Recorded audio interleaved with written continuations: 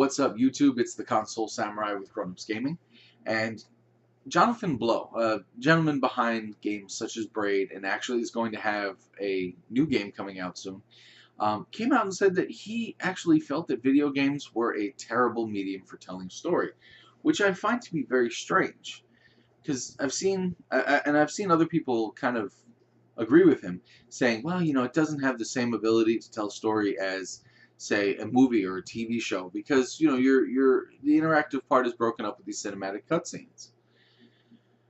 Well, that to me is a very strange opinion, because in my opinion, at least, video games are one of the best mediums for telling a story. You have, especially in recent generations, we have the technology now to make games look damn good. They look almost as good on these consoles as they do on the television, I mean, obviously they're computer generated, and we can't quite exactly copy what a human looks like quite yet, but they do look very good. I mean, they look amazing. And if you think back to, say, the Super Nintendo and PlayStation days, there were some games on those systems that had an amazing ability to tell a story, even without the cutscenes. Think about Chrono Trigger or Earthbound or Final Fantasy VI.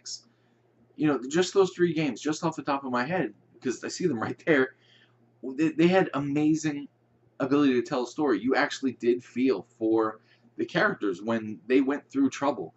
Or, when Aeris died in Final Fantasy VII, you might have been choked up a little bit.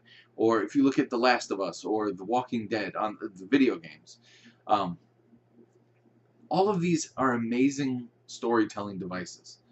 And these are just a few off the top of my head. I didn't even go online and look up a list of best storytelling games, which I'm sure if you do that would bring you even more examples.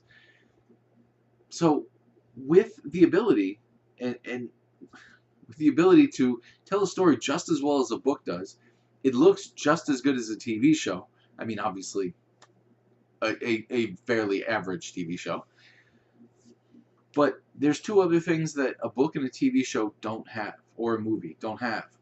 And that is, one, a game can take you hundreds of hours. A game could easily be, instead of being constrained to, say, 1,000 pages, or being constrained to a 2.5 hour long movie, or 15 episodes of a season, you now have easily 50 hours worth of gameplay. But you could push that up to 150 or 200 if you really applied yourself. Or there's the interactivity. The interactivity is a huge factor in being able to tell a story, because instead of just sitting there on your couch watching what happens, you have the controller in your hand, or the keyboard and mouse, however you choose to play whatever platform you play on. You have your input device in your hand, and you are controlling the main character of the story. So you are not just watching it. You're not passively part of the story. You are actively part of the story. And that to me makes a huge difference between a movie that, kind of is good. It's a good movie and you're kind of into it, but you don't really feel as much for the characters because you're not one of the characters. You have not done anything with these characters except watch them.